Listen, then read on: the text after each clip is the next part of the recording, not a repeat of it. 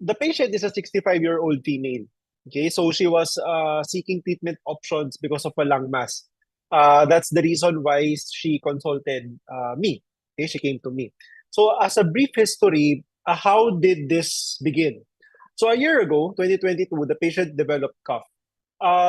This cough was initially thought of as a simple cough, and being an elderly, she was given antibiotics by her doctor.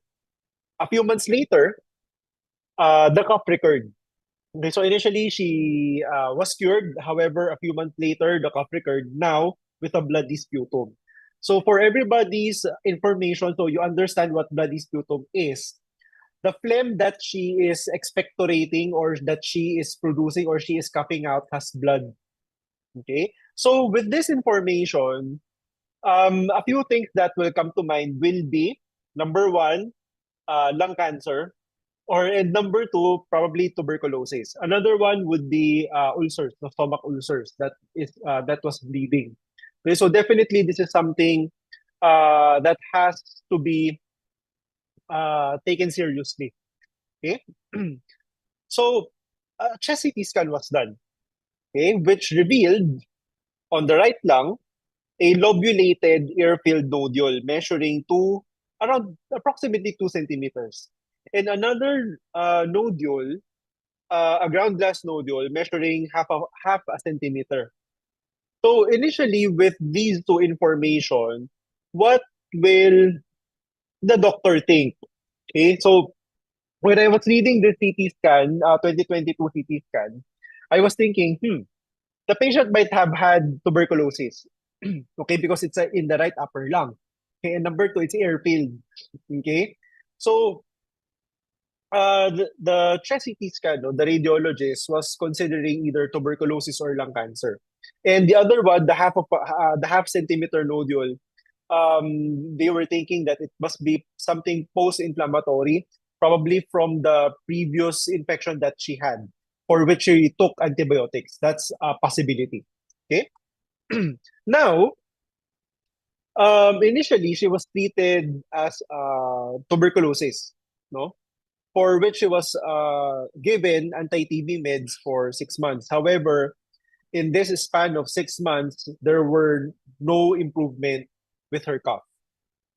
Okay. So the following year, so this year, 2023, another CT scan was done, which showed an increase in the size of the right upper lung mass. And now it is enhancing. So previously, the first CT scan, they did a no this was just a plain chest CT scan. That's why they were not able to distinguish lung cancer or tuberculosis. However, in 2023, uh, chest CT scan with contrast was done. So the contrast, why is this important? Because we all know that cancers have blood vessels. When you inject contrast inside the patient, the contrast will also go into the tumor because of the blood supply. So when the patient undergoes a scan, the tumor, if the patient has a tumor, okay, that mass will light up. If it lit up, then the suspicion for malignancy will increase. Okay, so for the patient, they did the contrast a chest CT scan with contrast, and lo and behold, the mass enhanced, meaning the contrast went into the lung mass. So this means that the mass has a blood supply, which further increases the suspicion of cancer. Okay. Now, um, from 2.3 centimeters, it's now around 5.9 centimeters. No, let's just say that it's at 6 centimeters. Also, the patient have lymphadenopathies already. So lymphadenopathy means that there are a lot of lymph nodes in the patient's body which are enlarged. So which particular lymph nodes? So these are the lymph nodes that were enlarged. No, so some prevascular lymph nodes, paratracheal lymph nodes. So these lymph nodes are located around the trachea. Precarinal lymph nodes, same thing, no? Subcarinal, and the right hilar area. So this area actually, or this that area is located around at the center of your chest, no, and that has a lot of lymph nodes. Okay, that area. Okay, so with these information, the primary consideration now is lung cancer. Okay, so biopsy and chemotherapy was now recommended. However, the patient refused. Okay, so why is biopsy important and chemotherapy? So first, let's discuss biopsy. For a lung cancer patient to undergo oncologic protocols, we have to know what kind of lung cancer the patient has. Okay, is it small cell lung cancer? Is it non-small cell lung cancer? What kind of lung cancer does she has? Is it adenocarcinoma or is it squamous cell carcinoma? Okay, so these things have to be taken into consideration, which are very important to know which kind of oncologic medication or oncologic treatment the patient will respond to best. Okay, this is why biopsy is very important at this point. No, however, again, the patient was turned off by the idea that chemotherapy has a very bad side effects in the body, no? So her body can weaken because of this. So she refused these two procedures. Right? Now, a few days prior to her initial consult with me, they noticed that there were now two masses on her right collarbone. Okay, so that's around this area marked red. Okay, and furthermore, she also lost weight from 54 kilos to 46 kilos because of the loss of appetite. Now, they came in seeking other treatment options aside from the chemotherapy. So, before we go further, let's try to stage the lung cancer of the patient because the patient did not mention any staging. She just mentioned that she has a lung mass. Okay, so that's it. Now, again, what is the size of the lung mass that we have? It's at 5.9 centimeters. There are enlarged lymph nodes and there are two masses on the right collarbone. However, there are no evidence of distant metastasis. Say, for example, brain metastasis, metastasis to the bones, to the liver. We don't have any evidence of those. So let's mark that as M0. Okay. So following this TNM staging, okay, we can say that the staging of the patient is T3N3M0. So what's this? That's stage 3C, lung cancer. Okay? So let's look at the other parameters, laboratory tests that the patient presented. So this is her blood chemistry test. And the blood chemistry test showed an elevated fasting blood sugar, high cholesterol as well. Okay? So for this, our final diagnosis would be lung cancer, stage 3C, pre-diabetes, and dyslipidemia. So what would be the treatment plan now? For the treatment plan, now it will really depend if we're going to consider oncologic protocols. This is the reason, no, why biopsy is important because for non-small cell lung cancer, you have a separate algorithm. For small cell lung cancer, it's another algorithm. So everything would have to depend on the biopsy. Okay. However, since this is stage 3, okay, we are primarily considering these treatments. Okay, so it's really chemotherapy. Okay, actually either immunotherapy or chemotherapy. Okay, so since the patient is asking for is looking for other treatment options, what are the other treatment options that we can offer her? So one is PPAR extract. So this is a study which investigated the effect of PPAR agonist on lung cancer transplanted onto mice. Okay, and the researchers found that indeed, no, PPAR agonists can induce apoptosis in non-small cell lung cancer. So Apoptosis means cell death. It's programmed cell death. So, in other words, this statement says that PPAR agonists can kill non-small cell lung cancers. Non-small cell lung cancer cell.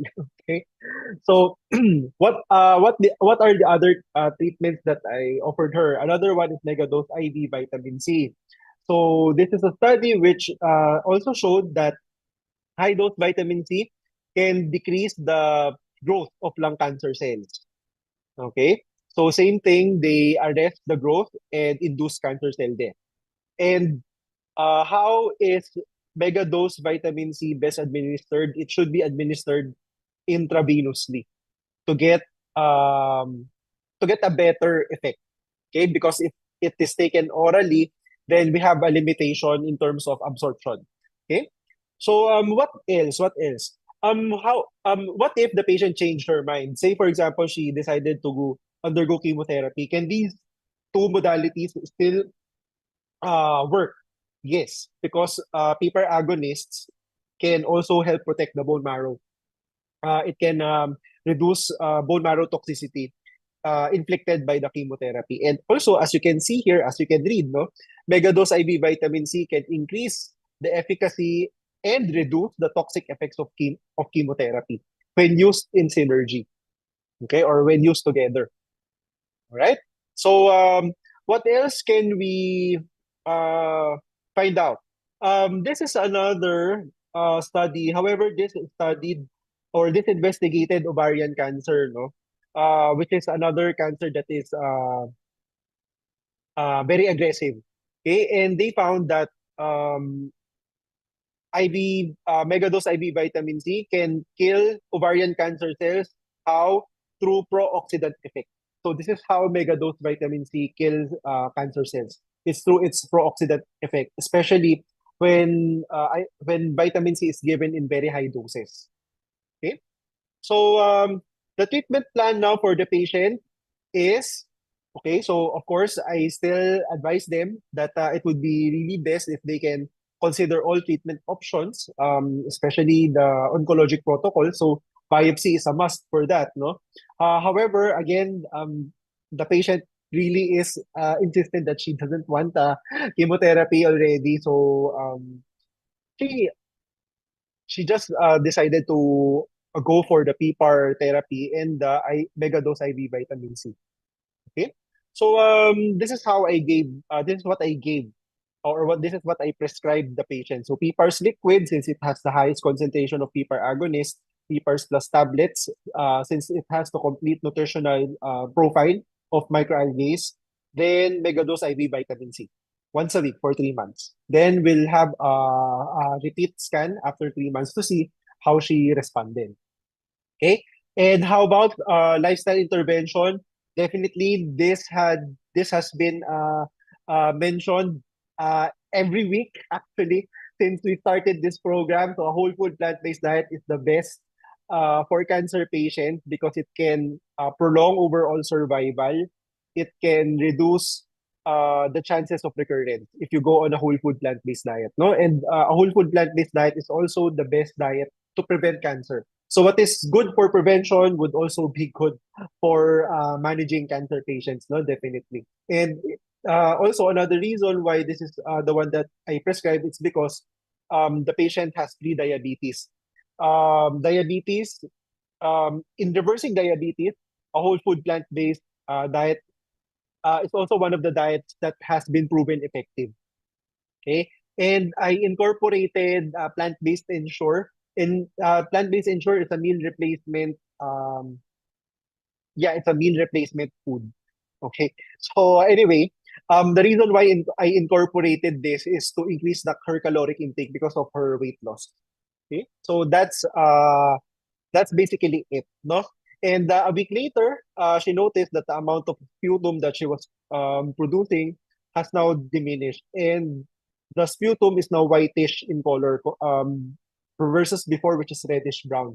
A reddish brown color of the sputum is definitely it definitely has blood in it. Okay, so this is definitely an improvement just a week later. Okay, and she reported that her appetite is now better. However, her shortness of breath, the wheezing in both of her lungs are still there. Okay, because of the tumor, and she really tolerated well the mega dose IV vitamin C. Okay, so that's it. If you have questions, we can now go into the Ask Me Anything segment. Thank you everyone for listening.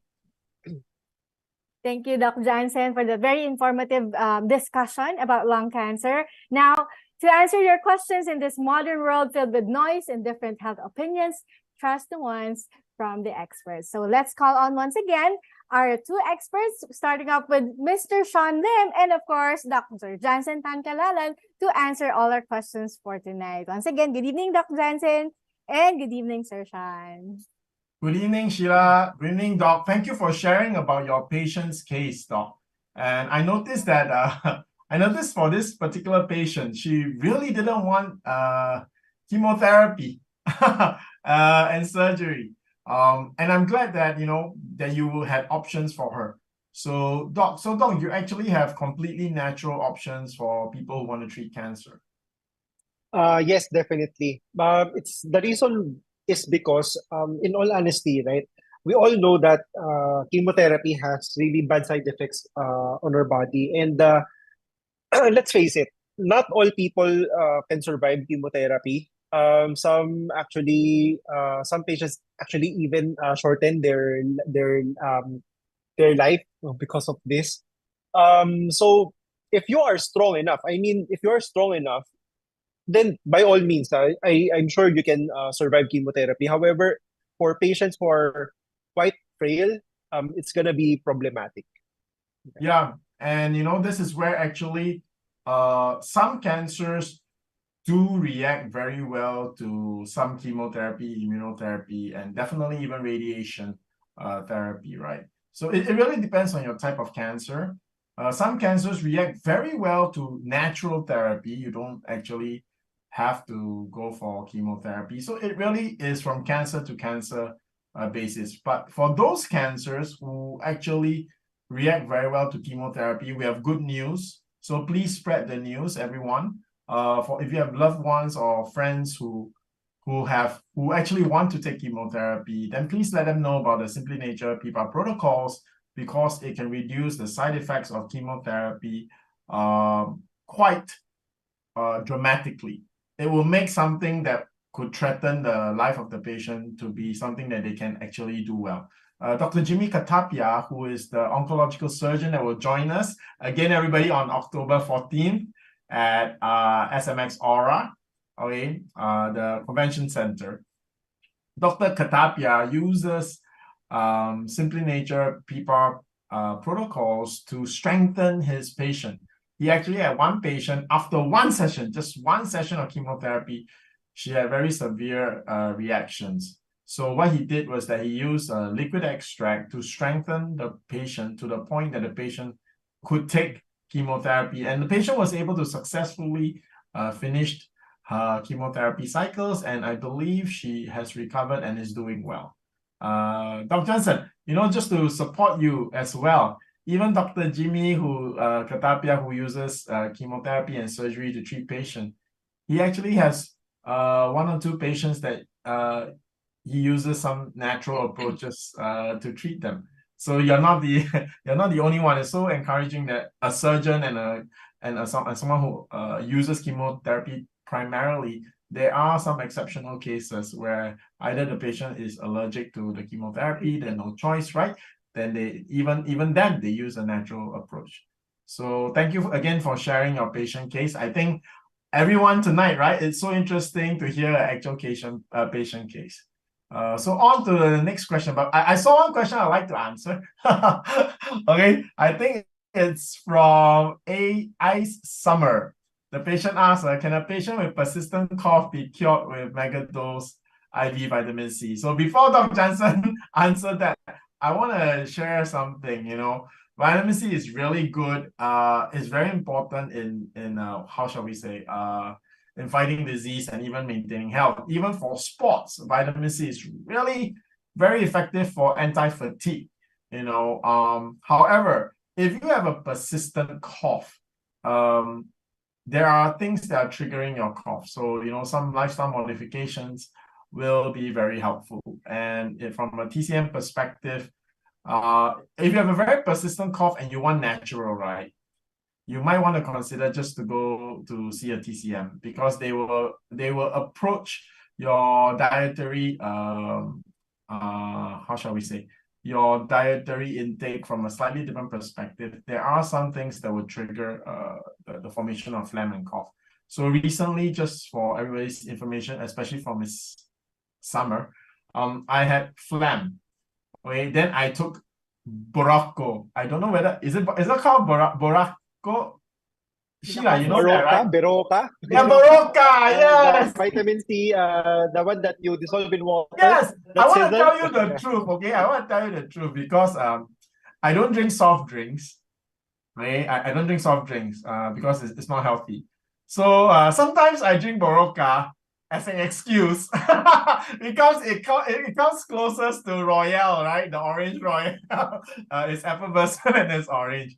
I drank that, it actually made my cough worse. So what happened was that my wife had 2 packs of Nancy Beijing. It's actually Chinese almonds with mandarin, and there was a particular one, I forgot what's the name. It's very nice. It's like an orange drink. Right? It's sweet, not because of sugar, but because there's an entire dried up mandarin in it, and you boil it. So what was interesting is that my sputum was yellow.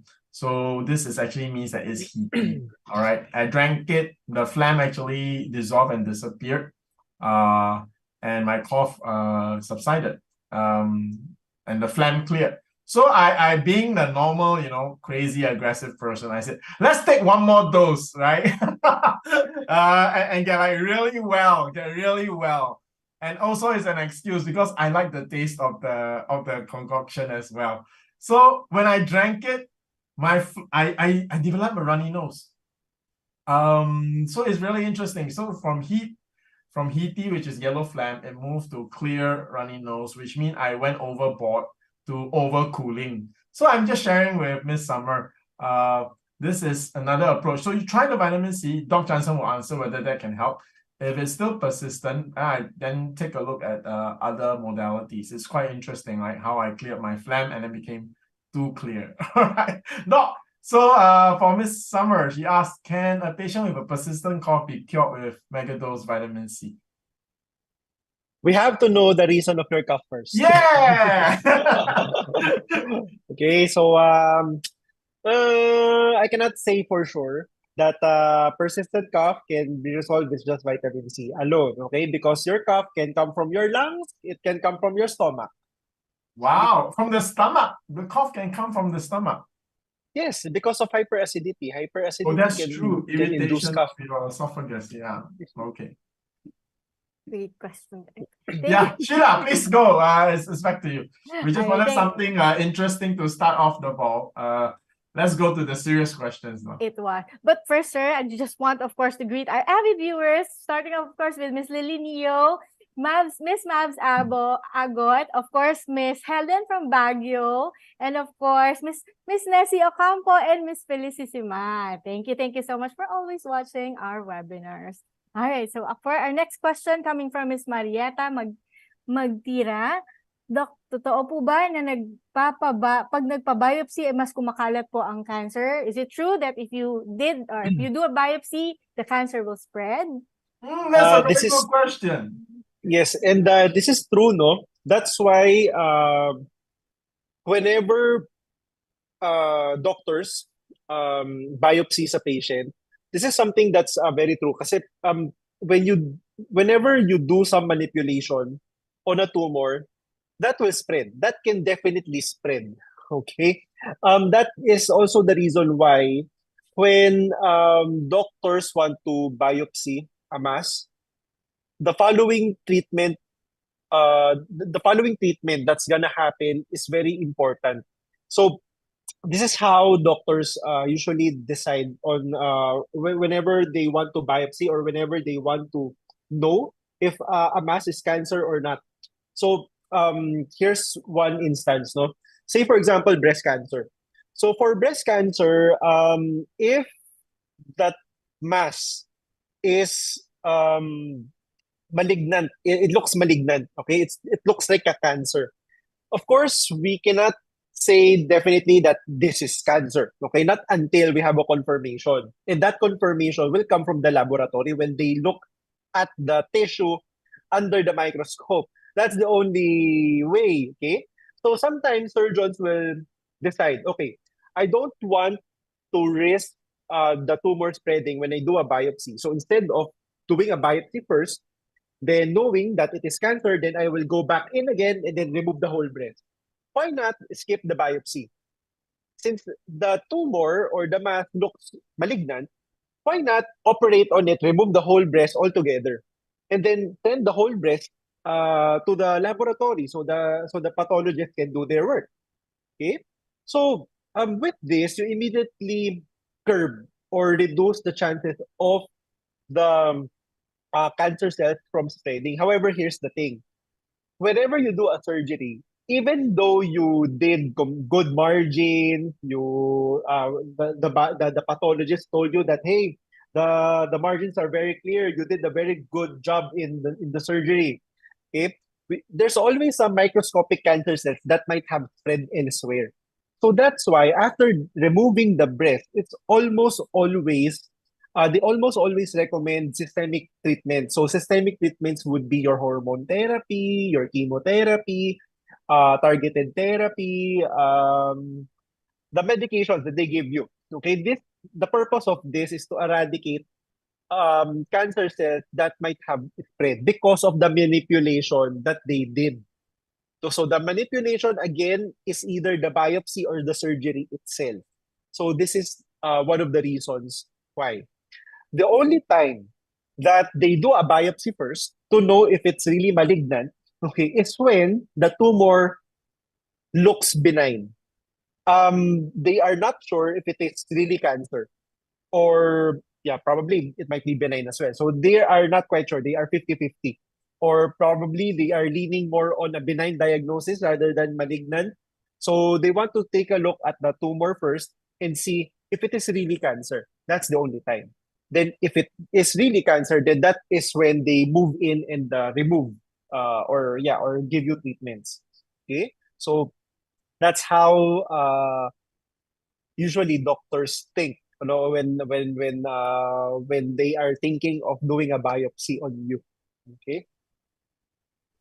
Roshan, would you like to add on that? Yes, absolutely. Doc, I just want to, you mentioned with a very affirmative yes, that if you do a biopsy, can I clarify with you? When you do a biopsy, is it 100% that you will cause the cancer to spread, or there is a high chance that you will cause the cancer to spread? I mean, the distinction is actually quite, and when you say 100%, does it mean a real spread or just that part of the cancer cell will come out? And does it mean that another tumor will happen, or that is 100% the cancer cells came out of the tumor, but it doesn't mean that another tumor will grow somewhere else? Yeah, because that statement is very scary for anyone who wants to go for biopsy now. It is. So I also am very curious. Yeah. When you undergo biopsy, there's a high chance that it will spread. This is also one reason why for breast cancer, no, they did the surgery on you. They removed the breast. Okay, so they now close you up, right? So after closing you up, when the wound has already healed properly, it has already healed well, they do radiation therapy on the area on your chest, no, where the old breast was from. Okay, and there is something that what we call as a scar boost in radiation therapy. So the scar boost is they give a higher radiation dose on the area of the surgical scar, because it is that surgical scar is usually where breast cancer recurrence occurs. Okay, so if you think about it, if you really think about it, That means it's how from the come? surgery. It's from the Yeah. surgery. That's from the surgery. And how come, diba, they removed the whole breast, the entire breast. They closed you up. How come? After removing all of the breast tissue, how come that surgical scar is where the breast cancer recurs? Wow. Think I about mean, it. so I think when you meet actual case studies and patients like that, despite whatever we sometimes we say and we want to think the most obvious answer is true, right? So now, so based on what you say, Doc, definitely if you want to go for chemotherapy, you should do a biopsy. Because you wouldn't want to take something so serious like chemotherapy if you're not sure whether the tumor is cancer, right? If it's a benign tumor, definitely you will not take chemotherapy for fun or undergo radiation therapy for no reason. So that's why but then, Doc, that means you always share with us, we do a diagnostic so that we can decide the protocol we want to use, right? Correct. So if we actually want to do natural, and if natural therapy has no side effects on the body, that means if it's benign, you take the natural therapy, you don't do yourself any harm. So here's a very important question, Doc. For someone who, like your patient in this case, right? For someone who doesn't want to do chemotherapy and or surgery, do they need to do a biopsy? Not really. Not really anymore. Say, for Okay. example, this patient of mine, Yes. the only reason why she has to go for a, excuse me, the only reason why she needs to undergo a biopsy is for us to know what kind of lung cancer she has. Why is the type of lung cancer important? It's for the oncos to know what treatment they will give her to give her the best chance in probably in curing her. Yeah. So that's the only reason. I mean, if it were me, why would I need a biopsy? Yeah, if it's cancer, I just give these protocols, then it will take care of itself, no? Not unless we have more studies that indicates, hey, in this type of lung cancer, this treatment protocol would be more effective, or if for this kind of lung cancer, this treatment protocol will not be effective anymore, then that's the point when I will request for a biopsy. If we have that kind of evidence, unfortunately, we still don't have. So for everyone tonight, I want to be also very clear, because many times we have viewers who are very who want to do chemotherapy, who really believe in radiation therapy, for example. So Dr. Jansen is being very clear now. It's not that biopsy is not necessary. Biopsy is necessary so that the onco can choose the right drug for your tumor. All right. So, but if you're not going to use chemotherapy or any drugs, then and you want to do a natural approach, right? Then there's no real reason to cut the cancer tumor, which will of course cause it to bleed and spread, right? So makes a lot of sense. So for all those who are going for natural therapy, you don't have to do a biopsy. If you are not confident about it, please go for a consult with Dr. Jansen to give you the peace of heart. All right. And then of course, it's very exciting, because I think many of you now are probably very curious about your own personal case. And in a way, you feel hope. Oh, I don't have to do biopsy because I didn't want to do chemotherapy. I think if you're a person like that, then just go for a consult with Dr. Jansen, because I think you've already heard what you wanted to know. So the next step is to have a consult. I believe Dr. Jansen will be able to give you the answers that you need so that you can move on to the next step on treating your condition, whether your tumor is benign or malignant. Yeah. Thank you. Thank you, Doc. That's also something that clarifies, I'm sure it clarified to a lot of people, right? Because they're always forced to do biopsy. And someone immediately asked that her husband has prostate cancer. He did a biopsy. Doesn't mean that it will spread. So that's why. Okay. So now, Yes. for that person for the viewer that asked, I think the right thing you should do is have a consult with Dr. Jansen so that he can take a look at the result and review the protocols that you're doing and see what's the best thing to do at this point. Exactly. That's true. That is why, for those of you who wish to have a consult with Dr. Jansen Calalan, please, the link for you to schedule a consult is in the description box and also on the comment section. Or you can just type in as simple as how to consult. Miss Beth from SMG or Simply Health Medical Group will get in touch with you immediately. All right. So for the next question, I want to go back to this very quick question. How much vitamin C is considered as mega dose? Just very quickly. Okay, so we are going into technicalities here, no? So mega dose vitamin C, when you go above 2 grams, that's already mega dose.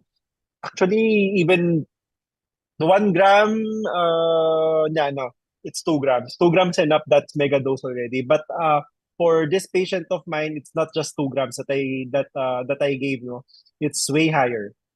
It's in the order of 15 grams. So that's 15,000 milligrams. Now, I want to follow up a question from this viewer. When you say mega dose vitamin C, there is two possibility. Are you talking about mega dosing vitamin C as an antioxidant, or are you talking about mega dosing vitamin C as a pro-oxidant? It's a pro-oxidant. Okay, so everybody, vitamin C, we always hear it as good for your immune system. It's an antioxidant. But when Doc Jansen is talking about mega dose vitamin C for cancer, Doc, correct me if I'm wrong. There's no reason for non-cancer patients to ever use pro-oxidant vitamin C. Am I correct? Or yeah. Can you even think of a reason why? Okay, there are certain situations when mega dose vitamin C will not be applicable for you. So this is not just for cancer patients. No, this is for everyone. Number one is if you have CKD, if your kidney function is not good. Okay. Number two is if you have a history of kidney stones. Another one is if you have G6PD deficiency. So it's a congenital disorder. There's this enzyme which is called G6PD. Okay. G6PD is the name of the enzyme. You are deficient of that. Okay. Another situation when megadose vitamin C will not be applicable for you is if you have diabetes. That's most Filipinos. That's half the number of Filipinos. Yes. But there's a particular level of fasting blood sugar. It's at 200. If your fasting blood sugar is more than 200, megadose IV vitamin C cannot be given to you. Or no, not 200. It's 300. If it's more than 300. Doc, I just want to ask, right? First of all, maybe you can clarify with us. Very short, like a simple few sentence answer. What's the difference between high dose vitamin C antioxidant and mega dose vitamin C pro-oxidant? Okay. At a sufficiently high dose, vitamin C becomes a pro-oxidant. So with a pro-oxidant, what happens is it now induces oxidative stress. When it induces oxidative stress, it produces free radical. The free radical which is actually why you take, which is the thing that you actually take normal vitamin C to combat, right? Free radicals. To combat. Yeah, but now you're using the vitamin C to give you more free radicals. Why would you want more free radicals in your body? This is to kill the cancer cell. So we'll go into that later. Okay. So I'm going very technical here. So just for everybody to understand a little bit better, no? Imagine the vitamin C as your shield. So at a low dose, shield can protect you from whatever. Okay, it's your protection. So that's what an antioxidant does. However, a shield can also be used as a weapon. Okay, so you use your shield to smash your opponent. Okay, all right. So at a sufficiently high dose, now vitamin C can become a weapon. So your shield now, if say for example you make it a little bit heavier, or perhaps you put spikes in front of it, it can now become a weapon. It can now harm people. So in other words, And that's and how it also works. harm yourself if you accidentally, No, no, oh no, no. no. Okay. Yes, mega dose IV vitamin C, although it is a pro-oxidant that produces Yes. free radicals, it only harms cancer cells, not the healthy cells. Because of the catalyst. How? Mm. This is what well, this is what the scientists uh uh reasoned, no? This is what they said that that happened. The difference between cancer cells and healthy cells is this. Cancer cells, their antioxidant system is already saturated. So meaning, the cancer cells' protective mechanisms are already in full use. Healthy cells, their antioxidant system is not yet saturated. So meaning, they still have some things to protect themselves again, to protect themselves with. Okay, so now you have cancer cells, which in which their protective defenses or their defenses have already been fully used, fully utilized. You have healthy cells wherein their defenses have not yet been fully utilized. Now imagine what will happen if you bombard these two with free radicals. The cancer cell will die. Okay, because they cannot protect themselves anymore. Their defenses have already been saturated. Okay, so with the healthy cells, they can still protect themselves. They still have catalase antioxidant systems in place to protect themselves against the free radicals. That's why the healthy cells don't die, and the cancer cells are the ones dying. So You know, imagine this to be like your balloon. Okay, so um your balloon, of course, you blow in air. All right. So cancer cells, you are already blowing too much air. So they are very enlarged already. A little bit of air, a little. If you blow a little bit more air, it will burst. Okay, that's how it works. For the healthy cells, it's a balloon that's underinflated. So no matter how, so even if you blow more air, it will just inflate. It will not burst. So it's very similar to that analogy. I hope you understood. so I think Doc, you went really deep for a moment there. So so for a quick summary is just that megadose vitamin C is really just used for cancer treatment. We don't use vitamin C as a pro-oxidant for things like cough and things like that, right? So those will be high dose vitamin C. And that's basically, and it's almost impossible or very, very difficult.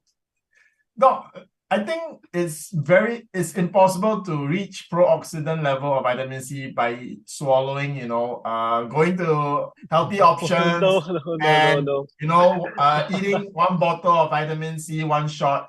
Even if you eat that, you will never reach mega dose vitamin C. It has to be an IV drip Yes, method, all right? correct, So correct. that don't worry, you won't accidentally hit mega dose vitamin C by swallowing a whole pill of a whole bottle of vitamin C. So this one can only happen when you go to a doctor for administration.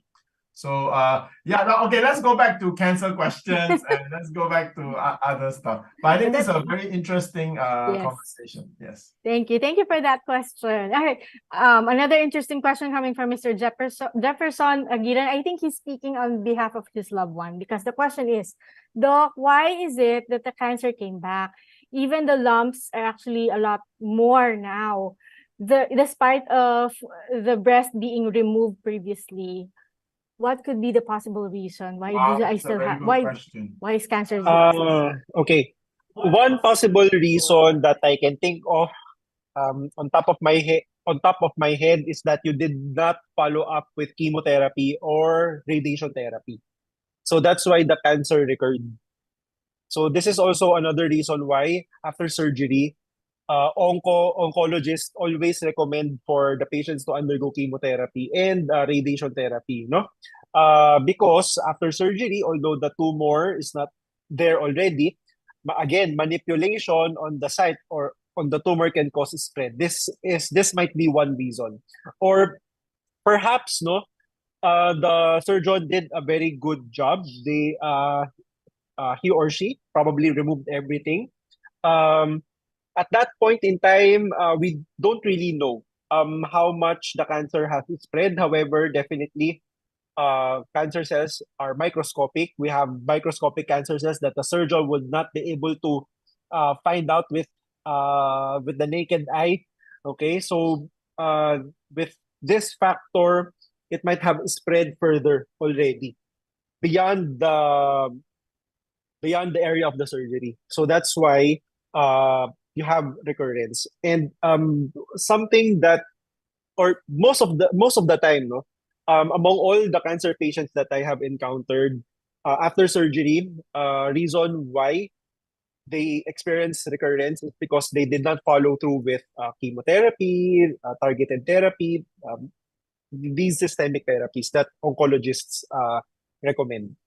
So for all our viewers tonight, I think we learned a very important concept based on the biopsy question, right? The moment you cut a cancer tumor, you have a very high risk that it will spread. That's why we said that if you are going for purely natural, no surgery, no chemo, you don't even need to do a biopsy, because as long as you cut that area, you risk spreading. So this is exactly what happened as a follow-up question from another viewer this time around about her breast after the mastectomy. So here it is. If you ever cut a location, when you ever do a surgery with regards to cancer, if your surgeon tells you to go for chemotherapy, go for it. So it's very, I guess, it is very risky, as our viewer has very generously shared her own experience. And of course, the disappointment. How come I had a successful surgery, then my cancer spread? So the surgery was successful. However, if we don't go for the other procedures. Now, to all of you, do not avoid surgery, because sometimes surgery is the most efficient and the best way to treat your cancer, especially if your cancer is very localized in a place that's easily reached, not near any important organs, then just having surgery is a very clean way to treat your cancer. But, if your uncle tells you to go for chemo, now don't worry, because he's not going to ask you to go for the same kind of chemotherapy, like chemotherapy to treat the cancer. It's like putting antiseptic at the area that he has operated. That's why he's using the chemotherapy and radiation.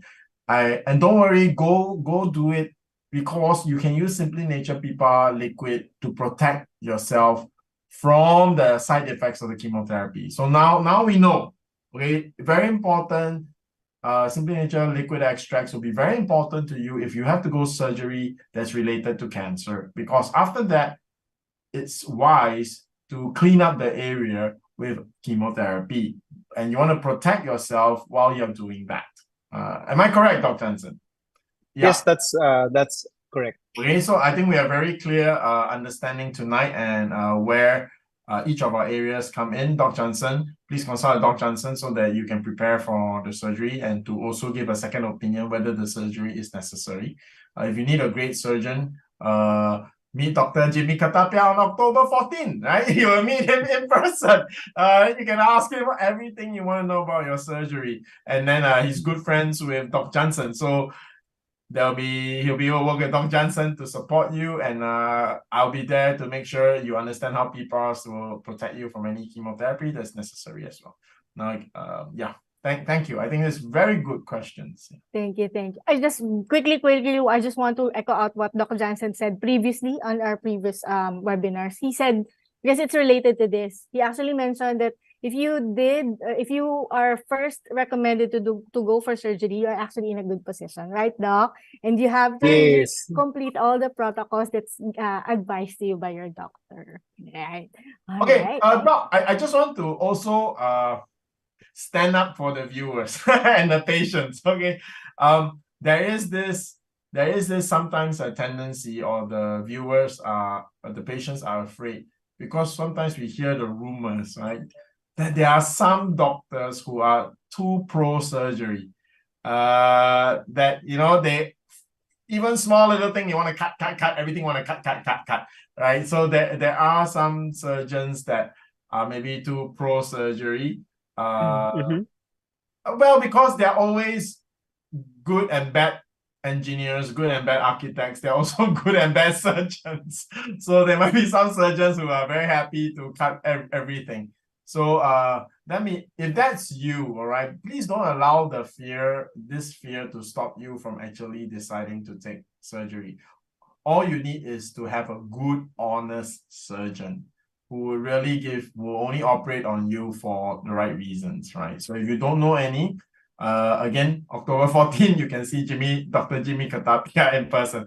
And I can attest he is a really good-hearted, honest surgeon. Because sometimes when we wait for him outside his clinic, we hear what his patients talk about him. Very good things. Just like I think there's a feedback, doc. A patient just saw you. I think she said something good about you. Okay, thank you. All right. So this is the thing. So it's about choosing the right doctors as well. Okay. So don't let one experience with a bad experience with any doctor discourage you. There are many excellent doctors. Many of them are my good friends, and Dr. Jansen is one of them, Dr. Jimmy is one of them, and there are also a whole host of other doctors that are excellent doctors. All right. Yeah, Sheila. Thank you, sir. I just want to read, this is not a question, but a comment from one of our viewers tonight, coming from Ms. Nessie Ocampo. He said that according to her US rheumatologist doctor, she is for lung transplant. But it's amazing that she said it's only PPAR's powder who was able to help her because her condition is scar due to scleroderma, which is an autoimmune disorder. Thank you for sharing. Wow. So there you go. There's a good case that you can actually treat your condition naturally. Right. So yeah, hallelujah. Praise God. Thank you for sharing once again. All right. Thank you for sharing.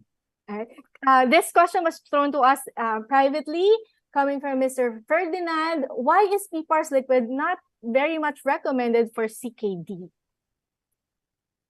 I think it would be best if you answer that. Yeah, this one I can answer. All right. Okay. For kidney patients, right? Okay. Number one, it's not that it's not recommended. It's that we have a better choice. Okay. It's because we have a better choice.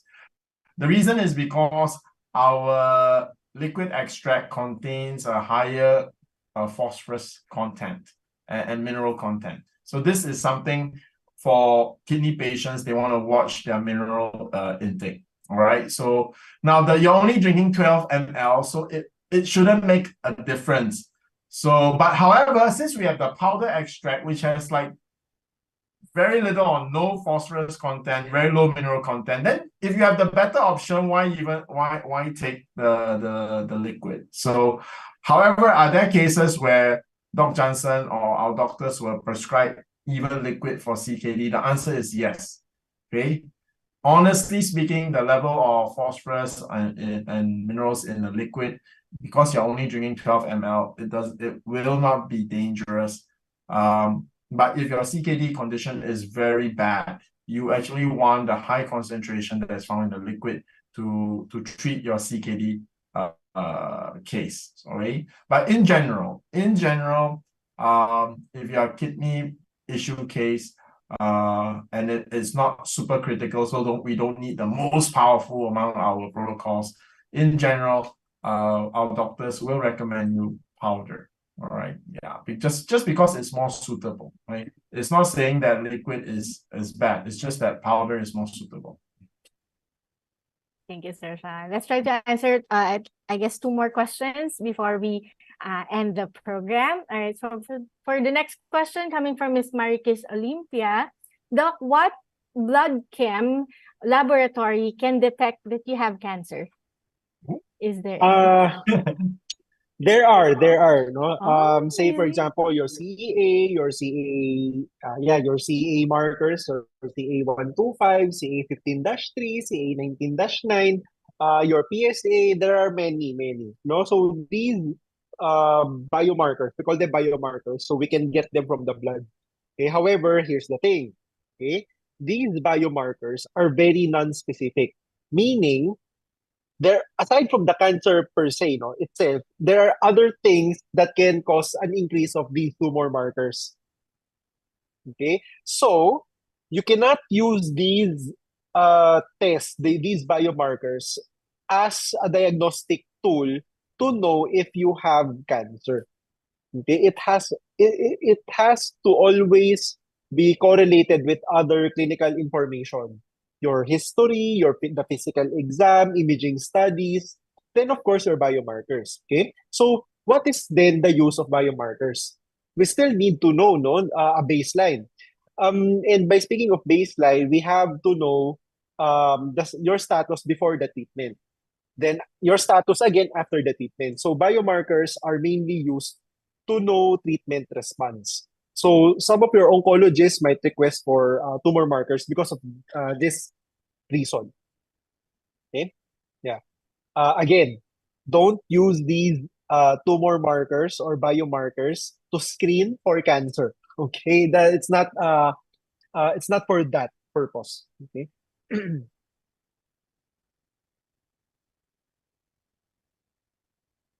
Sheila, Sheila, you're you're muted, muted. Sheila. Sorry. All right, so our last question for tonight coming from Ms. Aracela Conde. Will ozone therapy with IV high-dose vitamin C infusion be a treatment for lung cancer stage 4? This is a very good question. And I wonder why you asked this question in the first place. Okay? Okay, here's the thing. It both treatment modalities can be used to treat cancer. Okay? However, you cannot give them together or one after the other. Okay? Because ozone therapy, if you give ozone therapy right after megadose vitamin C drip, the ozone will deplete the vitamin C very, very fast. Okay? So, how do we go about this? You can receive IV vitamin C after giving ozone therapy, preferably in alternate days or one day before ozone therapy. Okay? So, that's how you can combine these two. Now, what is the benefit of ozone therapy? The benefit of ozone therapy is that it can dilate blood vessels. It can open up the blood vessels so that the chemotherapy, the radiation therapy, the IV megadose vitamin C can produce more free radicals to damage the tumor.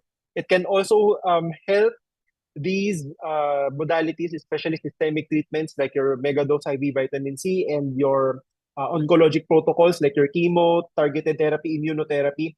It can also make these treatments penetrate cancers much more effectively. So ozone therapy is really something that is very effective when it comes to making these oncologic protocols more effective. Okay, so it's something that you can consider if you are undergoing the treatments that I have mentioned. Thank you, Doc Jansen. All right, of course, just before, yes, Sir Sean, would you like to add something? Yeah, I was just going to add is that like what we always say on our program, and it's very true when you are doing natural therapy, like ozone therapy and IV drip. Try to expand and use all applicable treatment modalities. So ozone, megadose vitamin C, and pipa liquids. All this you should use every powerful weapon in your arsenal, because I think the big difference between conventional medicine using drugs versus natural is that natural is less harmful, but that also means that it's also less it's less strong as well, right? So you're actually achieving the effect. Drug is like one big bomb, okay? When you go natural, you are using everything. You're engaging your healthy liver, healthy kidney, your healthy immune system, all not only to fight the cancer tumor, but also to remove the toxins as well.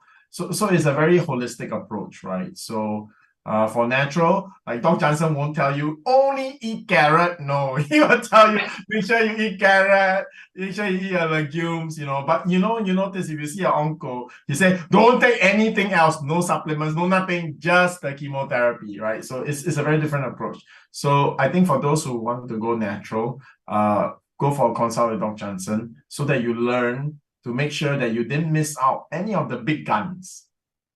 All right. When you fight cancer, there are big guns. If you want to know what the big guns are, go for the consult with him. Right.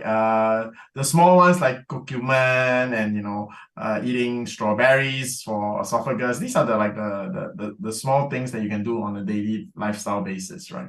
But there are really some very important, very, very effective, powerful protocols. You don't want to miss out on any one of them. You want to use all in the right timing, in the right combination.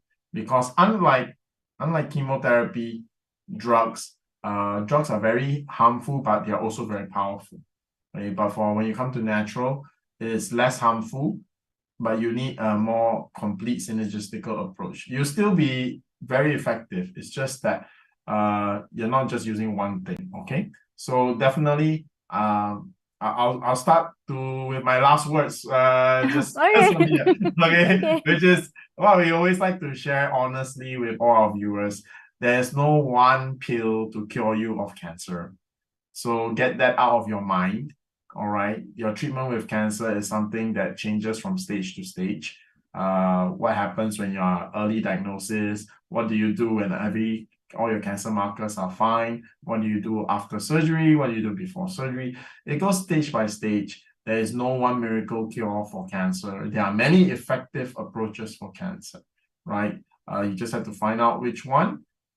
Use all those that are available to you based on your budget and also based on your comfort, what you want to use, okay? And I would definitely encourage you to speak to anyone of our from Simply Nature, any one of our customer service, because they are very experienced.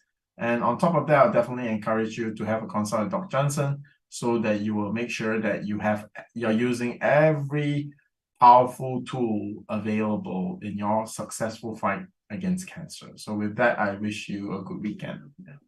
Thank you, Sir Shyan and Dr. Jansen.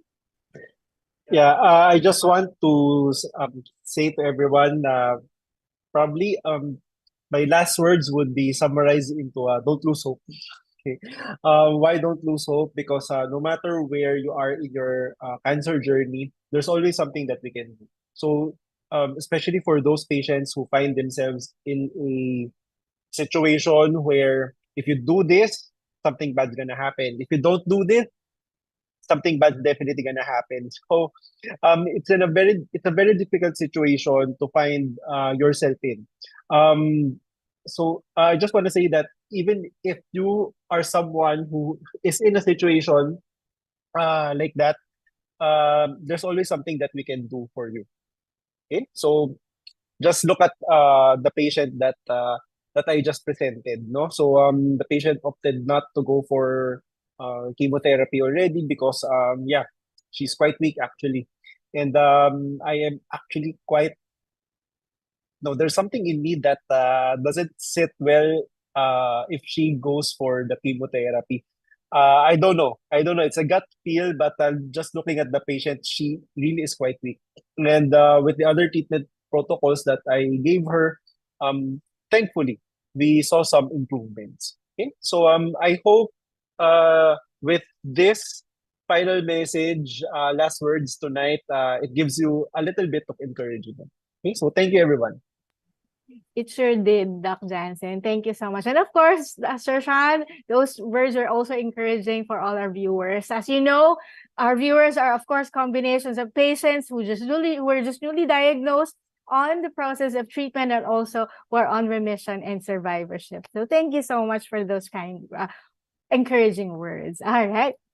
At this point, I'd like to invite everybody to our next exciting events here in Simply Nature. To start off, of course, with our next event this coming September 27, what we call the VIP Meetup. So it's exclusive. This is a very exclusive event made especially for our VIPs here in Simply Nature. please do attend. For those of you who I've been trying to get in contact with, because there are so much to give away, because we are doing raffle in this program. Not only that, we are sharing and we are inviting a very famous Chef B of Sexy Kitchen to share a very delicious and yummy treat which is actually plant-based, and also a lecture from Doc Jansen, and of course a very exciting Chinese breathing exercise from Miss Jocelyn Chua. So please don't miss that out, our dear VIPs. Okay, that is this coming September 27, Wednesday, 7:30 via Zoom. All right. Next one is of course this coming next day, Thursday, September 28th. The title of our webinar is entitled Fourth Stage Colorectal Cancer Patient Case Presentation. Again, of course, by Doc Jansen Calalan. And are very much awaited. All right, can we show that up? Of course, our event this coming October 14. This is happening at SMX Aura, and with our panel of doctors, starting off, of course, with Doc Jansen Calalan, lifestyle medicine doctor, of course, Dr. Jimmy Katapia, our oncological surgeon, and of course, our PFAS expert from Singapore, Mr. Sean Lim. So yes, there is also an AMA portion, or Ask Me Anything portion, which is what's exciting. What's more exciting is that we will be doing it face-to-face together with our live audience on the venue. So please do register now, because seats are being occupied. All right, seats are being booked now, as early as now. So please don't miss this out. Okay, invite those of you who your loved ones and friends whom you know we can be able to help. All right.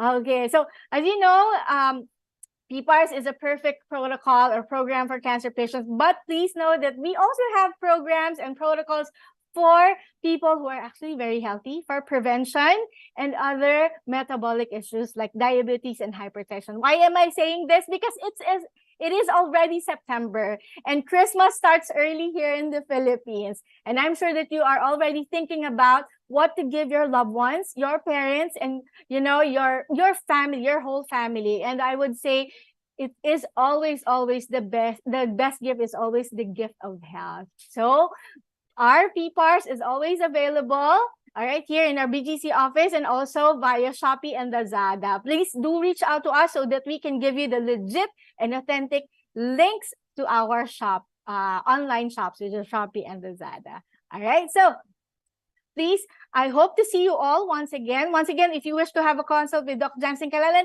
just type in how to consult. We'll get in touch with you right away. Okay, and if you have any question, please type in also, or just reach out to us. One of us here in Simply Nature will get in touch with you right away as well. All right, so here in Simply Nature, your success with your health journeys is what keeps us going here in Simply Nature, because here we are always with you from start to healing. Thank you, everybody. Good night, and God bless you all.